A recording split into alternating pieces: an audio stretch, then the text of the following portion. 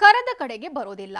ಒಂದಕ್ಕೆ 4ರಷ್ಟು ದರ ಕೇಳ್ತಾರೆ ಕೆಲ ಆಟೋ ಚಾಲಕರು. ಈಗ ಬೈಕ್ ಟ್ಯಾಕ್ಸಿ ರದ್ದಾಗ್ತಿದ್ದಂತೆಯೇ ಓಲಾ ಊಬರ್ನಂತಹ ಅಗ್ರಿಗೇಟರ್ ಕಂಪನಿಗಳು ಸಹ ಗ್ರಾಹಕರಿಂದ ಹೆಚ್ಚೆಚ್ಚು ದರ ಸುಲಿಗೆ ಮಾಡ್ತಿವೆ.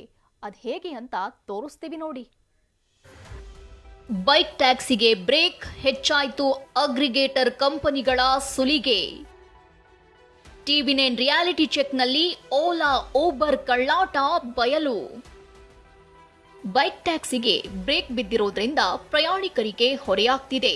ಬೈಕ್ ಟ್ಯಾಕ್ಸಿ ಬದಲು ಪ್ರಯಾಣಿಕರು ಆಟೋಗೆ ಶಿಫ್ಟ್ ಆಗಿದ್ದಾರೆ. ಆದರೆ ಇದನ್ನೇ ಬಂಡವಾಳ ಮಾಡಿಕೊಂಡ ಓಲಾ ಊಬರ್ ರ್ಯಾಪಿಡೋದಂತಹ ಅಗ್ರಿಗೇಟರ್ ಕಂಪನಿಗಳು ಗ್ರಾಹಕರಿಂದ 1/2ರಷ್ಟು ದರ ವಸೂಲಿ ಮಾಡ್ತಿದ್ದಾರೆ.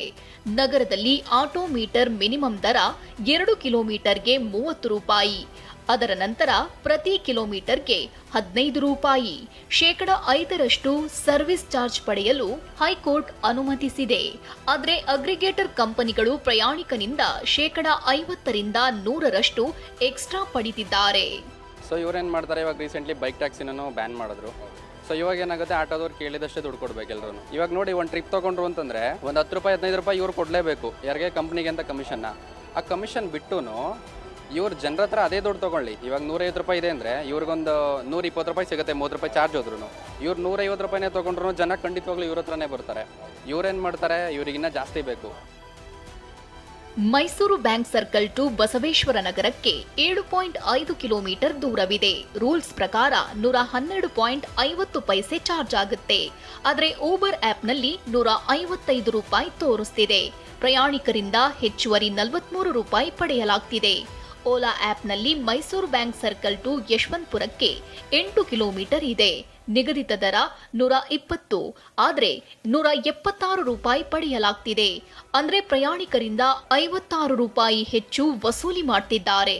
ಅತ್ತ ರ್ಯಾಪಿಡೋ ಆಪ್ನಲ್ಲಿ Mysuru bank circle to Halasuru ಲೇಕ್ಗೆ 5.7 ಕಿಲೋಮೀಟರ್ ಇದೆ. 85 ರೂಪಾಯಿ ನಿಗದಿತ ದರ, ಆದರೆ 156 ರೂಪಾಯಿ ಈಗ ವಸೂಲಿ ಮಾಡಲಾಗ್ತಿದೆ. ಅಂದ್ರೆ ಹೆಚ್ಚುವರಿ 78 ರೂಪಾಯಿ ವಸೂಲಿ ಮಾಡಲಾಗ್ತಿದೆ. ಅಗ್ರಿಗೇಟರ್ ಕಂಪನಿಗಳಿಗೆ ಕಡಿವಾಣ ಹಾಕಬೇಕು ಅಂತಿದ್ದಾರೆ ಪ್ರಯಾಣಿಕರು. ಸರ್ಕಾರ ಇದನ್ನ ಸ್ವಲ್ಪ ನೋಡಿ, ಯಾಕಂದರೆ ಜನಗಳು ಅಂದರೆ ಈ ಥರ ನಮ್ಮಂಥ ಬ್ಯಾಚುಲರ್ಸ್ ಆಗಿರ್ಬೋದು ಅಥವಾ ಹಳ್ಳಿಯಿಂದ ಸಿಟಿಗೆ ಬಂದು ಬಡವರಾಗಿರ್ಬೋದು ಅಂಥವ್ರನ್ನೆಲ್ಲ ನೋಡಿ ಸರ್ಕಾರ ಇದನ್ನೆಲ್ಲ ಕ್ರಮ ಕೈಗೊಳ್ಳಬೇಕು. ಬೈಕ್ ಟ್ಯಾಕ್ಸಿ ಸಂಚಾರ ನಿಲ್ಲಿಸಿರೋದು ಅಗ್ರಿಗೇಟರ್ ಕಂಪನಿಗಳು ಮತ್ತು ಕೆಲ ಆಟೋ ಡ್ರೈವರ್ಗಳಿಗೆ ಹಬ್ಬವಾಗಿ ಮಾರ್ಪಟ್ಟಿದೆ. ಕಿರಣ್ ಸೂರ್ಯ, ಟಿವಿ9 ಬೆಂಗಳೂರು.